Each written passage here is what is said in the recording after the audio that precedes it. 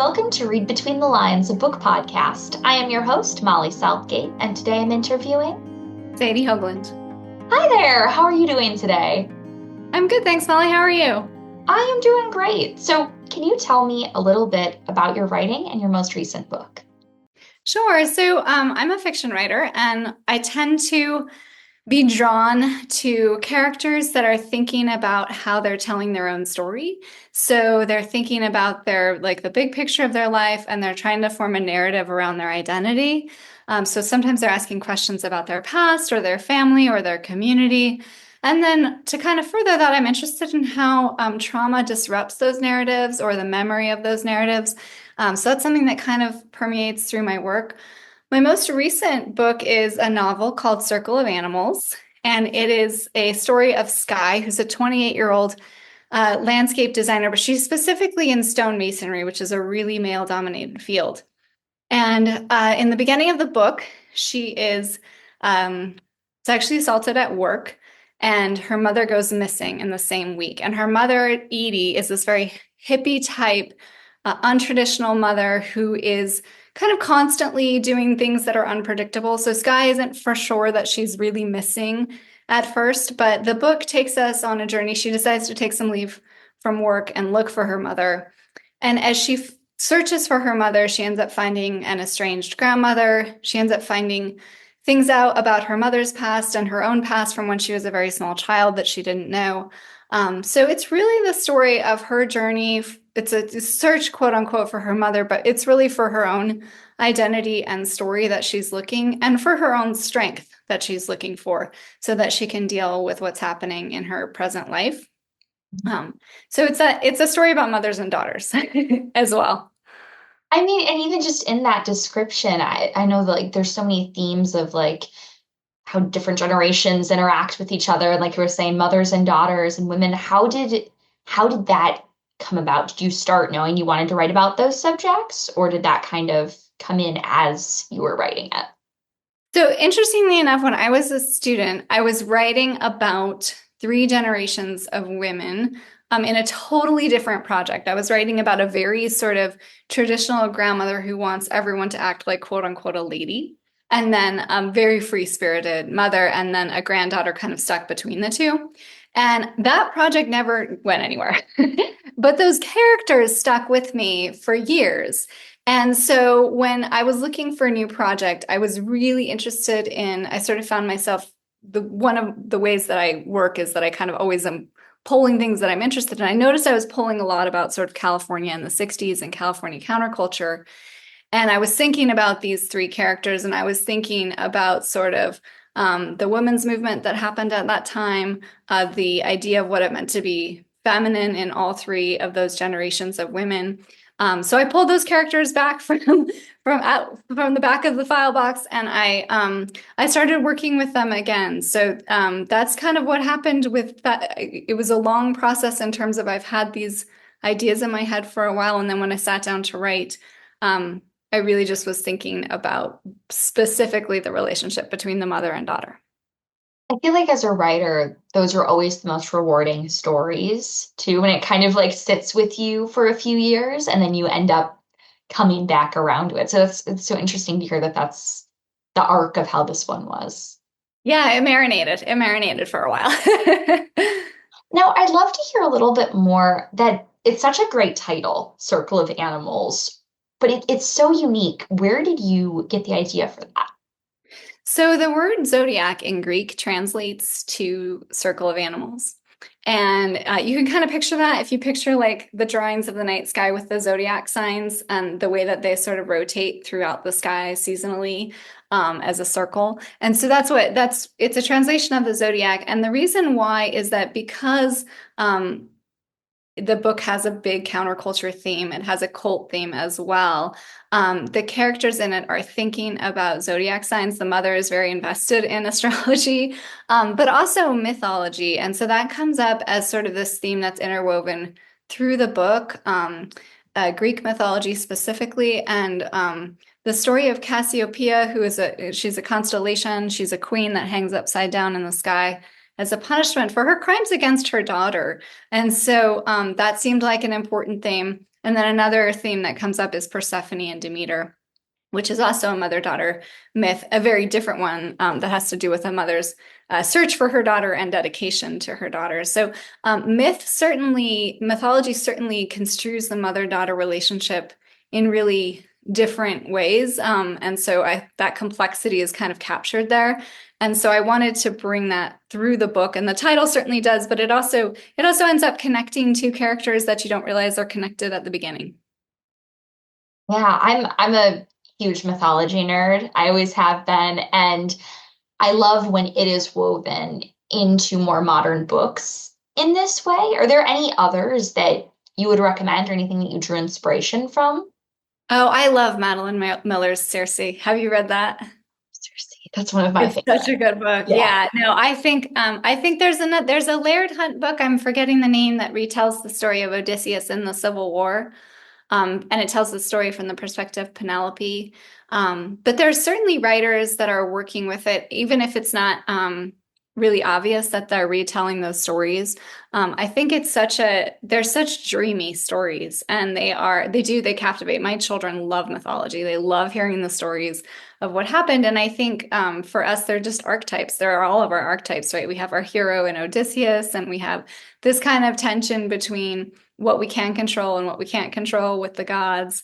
And so it like one of the characters is obsessed with mythology in the book, and the way that he uses it at his convenience, I think, is another thing that interests me. And like thinking about, oh, what applies? The world of Greek mythology was so different than ours, but there are applications to our world. Definitely. And I think it's also a really good shorthand for a lot of these very complex emotions and relationships and everything. Because sometimes you can't put things into words, but you can kind of point to these characters or these stories and draw parallels and connections. Mhm. Yeah, I think so. And I think it's fun for the reader that recognizes the myth to have that moment of like winking at the author, like, I know what you're talking about. I know this story. And then one of the things that happens is that there are multiple versions of the same story told. Like the story of Cassiopeia actually gets told two different ways in the book. And so that I think is really interesting too. Just a reminder that we all tell stories differently and that there are many, many versions of all of our myths and cultural stories. Definitely. So now this book has a lot of very intense themes to it. And I know that previously I'd had you on to talk about Strange Children, and that was also a very intense book. How do you keep yourself grounded during the writing process of things like this? And what does it look like for you? Yeah, so I feel like my my daily life is so grounding. I have two little kids, and so they are just like, I feel like it's hard to get. I not when I didn't have children and found it was easier to kind of, you spend a day with your work and you can get really engrossed in it. And sometimes that's bad because the world that you're working in is difficult. But I don't feel like I can get into that world long enough. So I guess one thing that's nice is that I have this kind of external rich life that's constantly keeping me afloat and distracted and busy when I am in that space. And this is true a little bit with my next project. I'm doing a lot of research on guns in America and mass shootings, and that is very, very dark material. And that I find I dip into it and then I have to get out and go do something else when I'm in the research phase. But it's also like my characters are also grappling with the darkness of it. And so that's always helpful for me too, is to use the writing as a way to cope with some of the material. So my characters are not just living it, but then that's the fun thing about being a fiction writer. You get to be in the characters' heads and you can kind of think about, they're also asking these questions. So that is a certain way where it kind of gets expressed and I don't have to like bottle it up or anything. Yeah, oh, totally. So kind of like following that, what does the act of writing look like for you? Like, do you have any rituals as you get into it, or I wish I had rituals, because I think it implies like this, like, yeah, I don't know. When I think rituals and writing, I think of like a beautiful desk with like three stones on it and a candle. And my desk is full of papers and it is a mess and there are notebooks everywhere. And so my process is quite messy. I think the most helpful ritual I have, which I would call more of a practice or something that's just like even a tip, is that when I sit down to write, because I have so much going on in my life, I generally have like a pretty good list of things I'm going to accomplish that day. So, for example, right now I'm working on a project and I sat down to work on it today and I knew I had to do like one specific thing to one character's sections. And I went through and did that. And so I have like when I sit down at this point, because I'm in a space in life where I do have to manage my time really well, I know what I'm doing for the most part. And then of course things change. Like I was working on something last week and then I was like, oh no, this is not how this is going to happen. I have to change the plot entirely. And so there's still room for that creative growth. But it is a little bit more directed just because I am generally working with, okay, I have 90 minutes right now to get this done. What can I do in that time? Yes. I think you've hit on two really essential things in writing, which is both that kind of messiness and growth, and also having limitations. Because you can't really have creativity without limitations, whether that be a time constraint or an outline or whatever you're using. So, within that, like, do you tend when trying to figure out how to say this, but when you're trying to plot out what you're going to do with your writing, do you tend to look back and think like, okay, I'm going to write this section? Or do you tend to think I'm going to write this many words or this many chapters? Like, how do you visualize it? So it's mostly plot driven. So I'm going to write this section where this happens if I can get it all done today, or this is what needs to happen next in the book. The book that I'm working on now it actually has a podcast within the book. So that was like a really fun. So there was a period of writing where I was just writing the podcast episodes, a fictional podcast. So it was just How writing does research for the book? transcript. Yes, it was a transcript. It's a true crime podcast. It was a transcript for the podcast that kind of weaves throughout. And so when the reader is encountering, they're reading the book and then they encounter the episodes throughout the book. And the two plots are related, but you don't know how yet. Um, so it kind of, but that was like, okay, I need that day, that week. That's what I'm working on now. Right now, I have a full draft of the project. So I'm working on like, okay, I need to start revising and making sure that I have everything in the order I want it. So right now I'm working on what I'm calling part one and just part one. And everything else I'm just kind of tabling right now. Just how do I want the book to unfold for the reader in the first 100 pages? Interesting. So with Circle of Animals, what did that look like? Were you writing it chronologically or were you kind of going in and out? Yeah, I was. And this is something I learned after writing Strange Children, which was just kind of like whatever came to me at the moment. And then it was a very difficult project to revise and to put together as a whole. I definitely wanted Circle of Animals to feel more in my control. And so I'd started out with, I didn't know the ending, but I knew the beginning. I knew that this was going to be her situation and that she was going to be going on the search. And then I sort of went through and said, okay, so she's got to start this search. And then I knew she was going to have to meet her grandmother. And so I could have had a sense, but when I think about my process, I think about driving at night and I can never really see beyond where the headlights are. So like here I am, I'm right here. The next time I sit down to write, I know what I'm going to write, but I don't know what I'm going to write the time after that. Does that make sense? Yeah, Um, 100%. It's a perfect way to describe it. Because so yeah, good. I was just gonna say I feel like that's such a perfect way to describe it. Because like when you're in that moment, a lot of times you're getting immersed in what you're doing. You can picture like the next few steps or the next step, but beyond that, it's like there's so much room and so many places the story could fan out to. Yeah, and I will say I know writers and I admire writers who have like their chapter summaries and outline of the plot like before they've written really anything in full. And I cannot do that. And the reason why is I get too bored. I just bore myself like, oh gosh, I've got to write it. So then it feels like I have to write this scene versus if I'm just sort of discovering it as I go, then it creates that sense of excitement, anticipation for me as well. You know what? That kind of answers what my next question was going to be because I was wondering. I know that in my writing practice, I kind of have to trick my brain sometimes into being excited by what I'm working on in the moment that I'm working on it. And I was wondering if you had to do something similar, like as you're writing, think like, okay, how do I keep it fun and interesting for me without feeling like I'm just writing to the plot or to the outline? Yeah, I think that's it exactly. And I think one of the things that's changed over the course of my works and my books is that I've become much more interested in character and character development and internal landscapes of characters.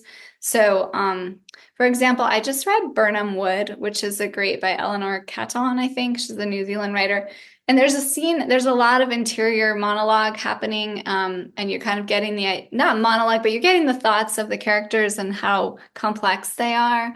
And one of the things that happens is there's this whole scene where the character's thinking about the difference between saying thank you and sorry. And it's this really interesting, like, sidebar to the plot. And so I think that's one way I keep it really interesting to myself is like, well, wait, what is the character thinking about this? Like, like, what kind of complex thoughts can this character have about this kind of everyday interaction? That will tell us about the character, but that also will give the reader something to think about. Like that gave me something to think about. I was like, what is the, like, why should I say thank you instead of sorry? Like, thank you for your patience instead of sorry, I'm late. Like, what does that shift mean? So it kind of adds this complexity, I think, for me that keeps me on my toes as well. Definitely. I think there's also something to be said for like kind of talking in the voice of the character and how immersive that can be for readers. I was reading a negative review for a book a couple years ago, and it stuck with me because they were like, it was not a well-written review. They were kind of trashing this book. And at the end of it, though, they said they're like, well, now I do know a lot of very interesting facts about X and Y. Like they listed out all of these things. They're like, because the character was Yeah. interested in this and that will stick with me. And after hearing that, I was like, you know what? That's what really matters though, because you're trying to get to know this person. And by the end of it, they knew the person. They knew the character. Yeah. They just didn't care for them. But that's what it's about. Yeah, for sure that like even if you didn't love the experience, the book made an impact on you. Yes, Yeah. definitely. And for me as a writer, like someone once said to me in general, it was about like a life transition and living in a certain place. And someone once said, "Do you feel like this place has taught you everything it has to teach you? And if so, move on."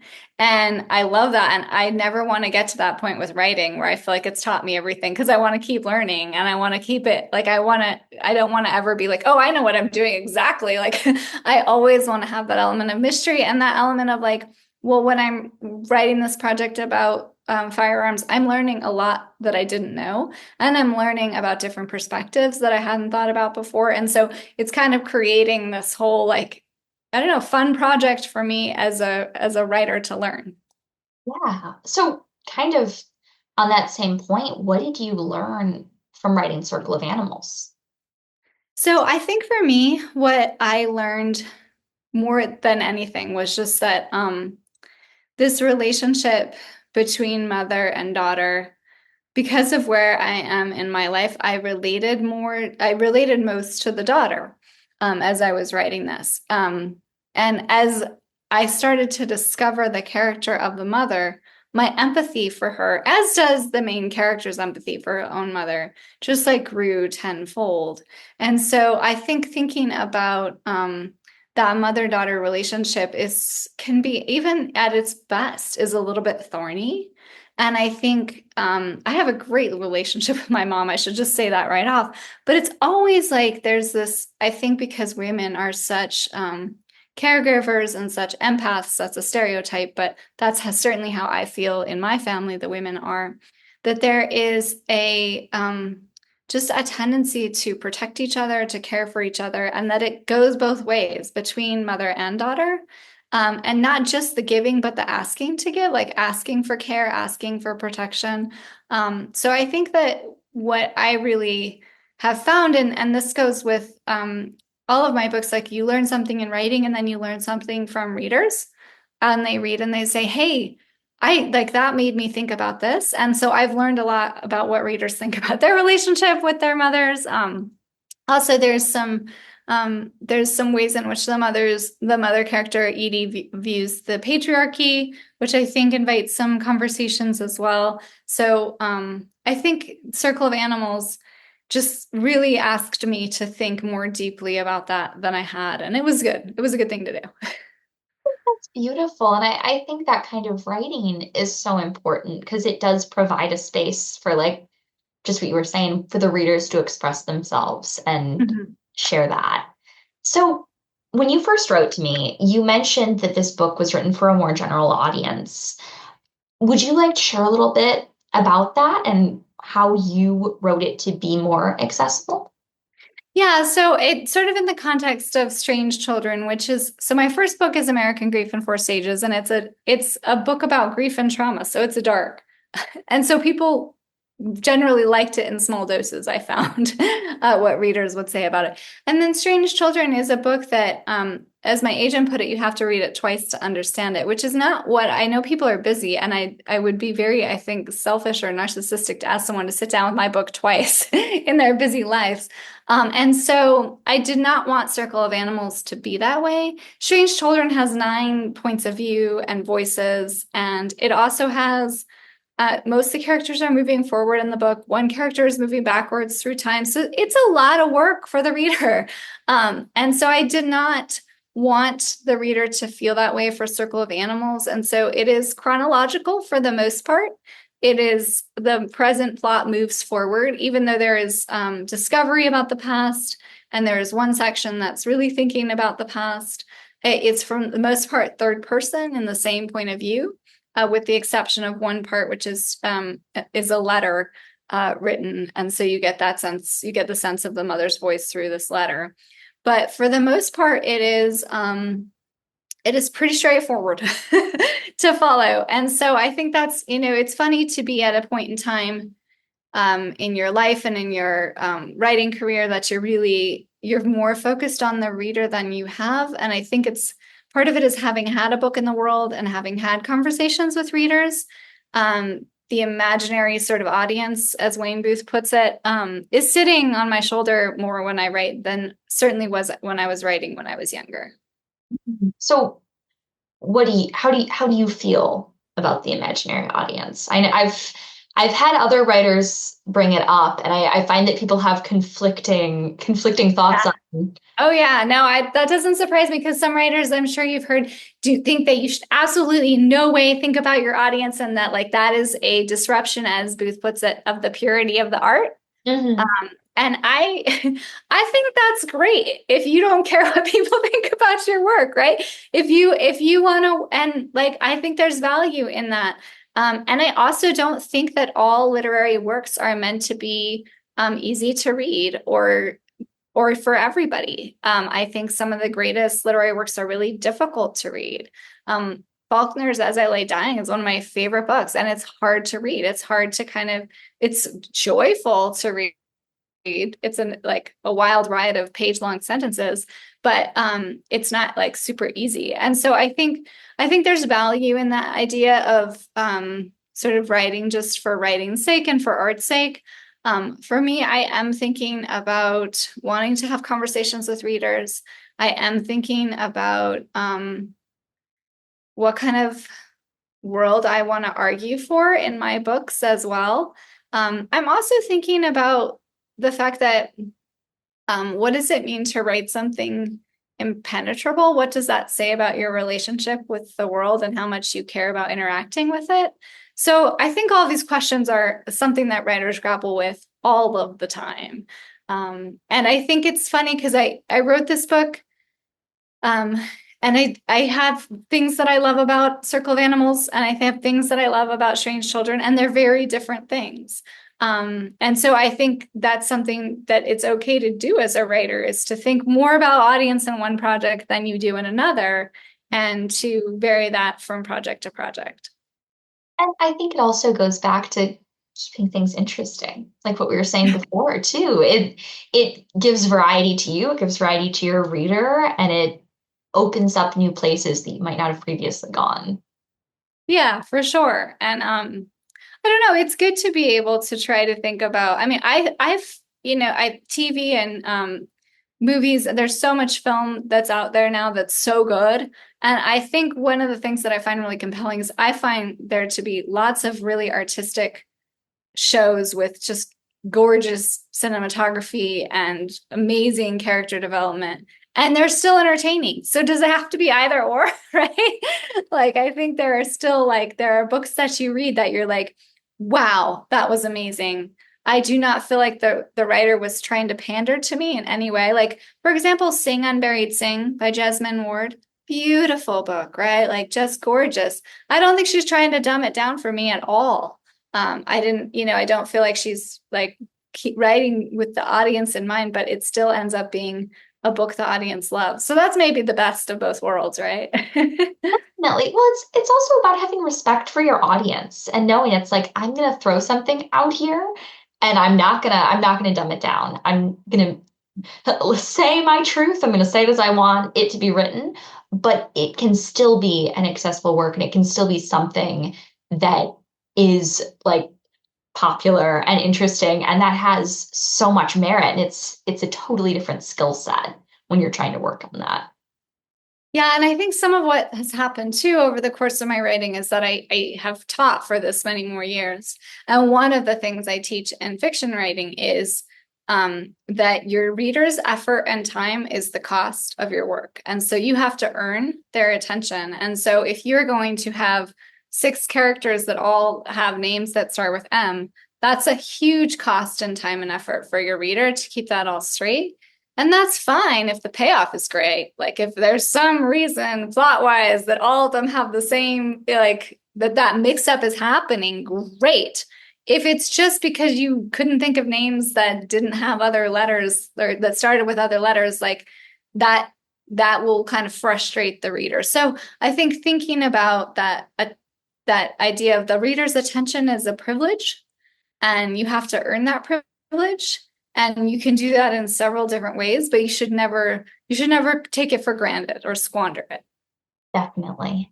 So, all of that being said, what was your favorite part of the book to write? Oh, so I think actually that letter, that first person, because it's my comfort zone. I love first person writing. And it is someone writing. They're telling the story of their youth. It's Edie telling the story of her youth. And she is telling it in a very honest way, kind of in a journal-y type way. And she's telling it from a distance. She's telling it years after it happened, but she's still using like highly specific details to kind of give a picture of what it was like. And so I think for me it was just a joy to write because it just breezed on by. And I think I was thinking of it was a good exercise in terms of getting to know her as well and what kinds of details would she tell and how does she again that interest that I constantly have, how does she tell her own story, how does she use this story to explain what she's doing now. Definitely. Well, this has just been such an incredible interview. Thank you so much for coming on the show. Oh, Um, thank you so much, Molly. I really appreciate it. It's really nice to talk to you again. oh, it's so great to talk to you. You're welcome back on anytime, and I'm very excited to read and to hear about this next book as well. But I just have one more question for you, and that is, what do you have coming up? Yeah, so this next book that I'm writing, I already mentioned, is about firearms. It's actually about women and firearms, and this group of women who decide to learn more and to start owning guns. So it follows them, and they all have very different reasons for doing so, and they all have a lot of hesitations. But it also has to do with like the relationships they have with each other, and then of course there's a crime that happens that I won't give away that the true crime podcast is about that will end up intertwining with their lives as well. But it's a lot of conversation about sort of what political stances we take and what those stances mean when we're sort of forced to reckon with them in our everyday lives. Fascinating. Well, I can't wait for it. I hope everyone listening to this goes and buys all of your books and reads and loves them. For Read Between the Lines, my name is Molly Southgate. I'm Sadie Hoagland. Let's end this the way all great stories end. Happily ever after. The end. Thank you for listening to Read Between the Lines, a book podcast. You can follow the show on Instagram and Facebook at Read Between the Lines Podcast and on Twitter at RBTL Podcast. Make sure to follow the authors who I've been talking to hear all about their upcoming projects, and also because they're cool people. This show is hosted by me, Molly Southgate, and produced and edited by my dad, Rob Southgate. Read Between the Lines is a Southgate Media Group production, and you can find all the great content put on by the network at southgatemediagroup.com. You can read the story of how I and many other podcasters started in the anthology book Pod Life, which you'll find at the link in the show notes. Also in the show notes are links to buy the books featured on this episode. Using those links supports this show and the incredible authors being interviewed. Have a great week and keep reading.